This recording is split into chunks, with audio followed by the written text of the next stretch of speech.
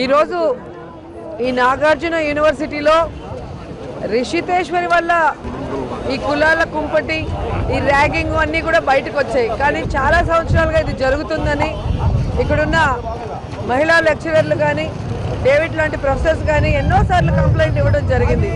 కానీ దీని మీద ఎటువంటి చర్య తీసుకోకపోవడం వల్లే ఈరోజు ఒక అమ్మాయి ప్రాణాలు బలికొనాల్సి వచ్చింది. ఈరోజు కూడా మీరు చూస్తే రిషితేష్ మరణం వెనుక కేవలం ఏదో ఒకరిద్దరు అబ్బాయిలు ర్యాగింగ్ చేసింది అని కాకుండా ఎన్ని లైంగిక వేధింపులు ఉన్నాయి, ఏ విధంగా అడుగడుగున అమ్మాయి కష్టపడిందో తన డైరీలో మీ అందరూ కూడా ఆ పేపర్లు చదివినప్పుడు అర్థమవుతుంది. సో ఈరోజు ఒక అమ్మాయి ఆత్మహత్యకి గురి అయింది అంటే ఆ అమ్మాయి మానసిక పరిస్థితికి కారణం ఎవరు? ఈ ప్రిన్సిపాలు, ఇక్కడున్న స్టూడెంట్స్ కాదని నేను ప్రశ్నిస్తున్నా.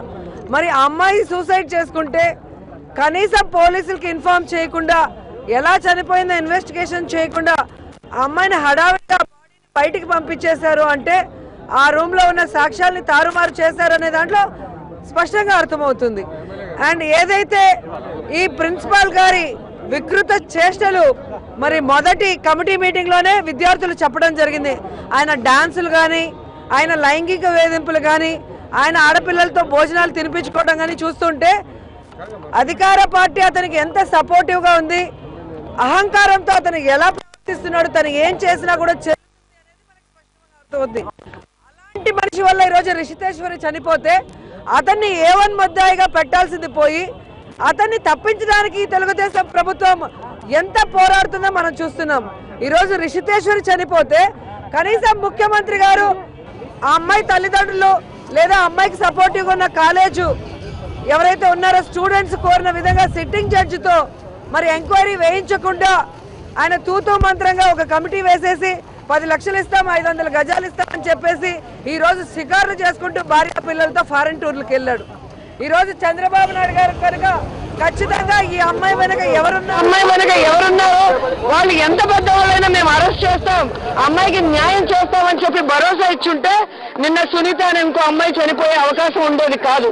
ప్రభుత్వ నిర్లక్ష్యం వల్ల, ప్రభుత్వం పట్టించుకోకపోవడం వల్ల, ఈ ప్రభుత్వంలో ఉన్న ముఖ్యమంత్రి సపోర్ట్ తో ఈ రోజు మళ్ళీ ఇంకో అమ్మాయి మరణం మనం చూడాల్సి వస్తుంది. దాని వెనుక కూడా ర్యాగింగే కారణం అనేది స్పష్టంగా మీ అందరికీ కూడా తెలుసు. ఈ రోజు ఆడపిల్లలకి భరోసా ఇస్తారన్న చంద్రబాబు నాయుడు గారు కనీసం ఒక మహిళకు కూడా ఈ రోజు రక్షణ ఇచ్చే పరిస్థితి లేదు. అది అధికారులైనా, ఎమ్మెల్యేలైనా, సామాన్య వాళ్ళైనా లేదా స్టూడెంట్స్ అయినా కూడా. అలాంటిది ఈ రోజు నేను ఒకటే ప్రశ్నిస్తున్నా, చంద్రబాబు నాయుడు గారికి మహిళలంటే ఎందుకు ఈ వివక్ష? ఎందుకు మహిళా వ్యతిరేకగా మారారు? మహిళల ఓట్లతో అధికారంలోకి వచ్చి మహిళా సాధికారతకి తూట్లు పొడిచే విధంగా ఎందుకు ప్రవర్తిస్తున్నారో నేను అడుగుతున్నాను.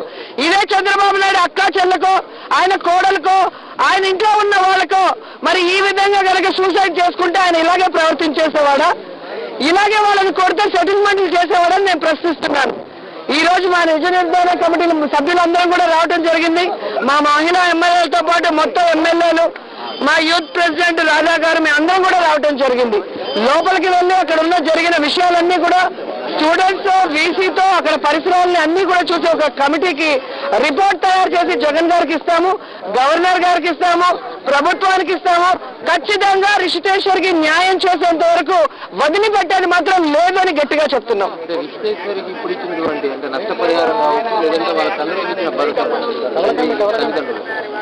మీరు ఎలా ఫీల్ అవుతున్నారు? ప్రభుత్వం కేవలం చంద్రబాబు నాయుడు గారు సెటిల్మెంట్ మినిస్టర్ గా ఉన్నారు. వనజాక్షిని కొడితే ఇంటికి పిలిపించి సెటిల్ చేస్తాడు. వాళ్ళ తల్లిదండ్రులకి మొన్నటి వరకు పట్టించుకోకుండా మేము విద్యార్థి సంఘాలు, ప్రజా సంఘాలు పోరాడితే తూతూ మంత్రంగా 6 గంటలకు పిలిచి మీకు 10 లక్షలు ఇచ్చేస్తా, 500 గజాలు ఇచ్చేస్తా అంటారు. అంటే ఒక ఆడపిల్ల ఖరీదు 10 లక్షలు, 500 గజాలని నేను అడుగుతున్నా. అదే నీ ఇంట్లో వాళ్ళకి జరిగితే ఇదే విధంగా 10 లక్షలు ఇచ్చి 500 గజాలు ఇస్తే ఏ ప్రభుత్వం నువ్వు ఒప్పుకుంటావా చంద్రబాబు నాయుడు అని నేను అడుగుతున్నా. కాబట్టి డబ్బు పరిష్కారం కాదు, న్యాయం పరిష్కారం. ఆ తల్లిదండ్రులు కోరిన విధంగా ఇంకో రితికేశ్వరి లాగా ఈ కాలేజీలో ఎవరు సూసైడ్ చేసుకోకూడదు, ఇంకో అమ్మాయికి ర్యాగింగ్ జరగకూడదు, ఇంకో అమ్మాయి లైంగిక వేధింపులకి గురి కాకూడదు. ఎవరైతే ఈ ర్యాగింగ్ లో పాలు పంచారో అందరినీ కూడా యాంటీ ర్యాగింగ్ చట్టం కింద వాళ్ళని అరెస్ట్ చేయాలి. ప్రిన్సిపాల్ ని మొదటి ముద్దాయిగా చేర్చాలి. వీసీ కూడా దీంట్లో మొదటి ముద్దాయిగా లేదా రెండవ ముద్దాయి వాళ్ళని కూడా పనిష్మెంట్ చేయాలి. ఎందుకంటే వాళ్ళనే ఇక్కడ అరాచక శక్తులు మరి ఏ విధంగా అనేది డేవిడ్ ఇచ్చిన రిపోర్ట్ తెలుస్తుంది. కాబట్టి అలాంటి మంచి ప్రొఫెసర్లు సస్పెండ్ చేయడం కరెక్ట్ కాదు.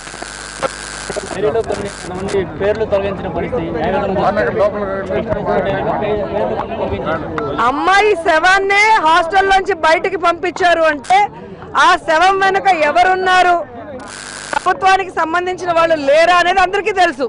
లేకపోతే అంత హడావిడిగా బయటకు పంపాల్సిన అవసరం లేదు. ఆ డైరీలో ఏవైతే పేర్లు తీసేస్తారో వాళ్ళు ఎవరైనా కనుక్కోవడం ప్రయత్నంలోనే మేము రావటం జరిగింది. రోజుకొక డైరీ కాదండి, పేపర్స్ దొరుకుతున్నాయి. అంటే వీళ్ళు ఎక్కడో పడేసినవి మెల్లిమెల్లిగా లేదా వాళ్ళ తల్లిదండ్రులకో పోలీసులకు ఇచ్చామని వీసీ అంటున్నారు. ఈ కన్ఫ్యూజన్ కి ఒక క్లారిటీ రావాలనే ఈ రోజు మేము అందరం కూడా రావటం జరిగింది.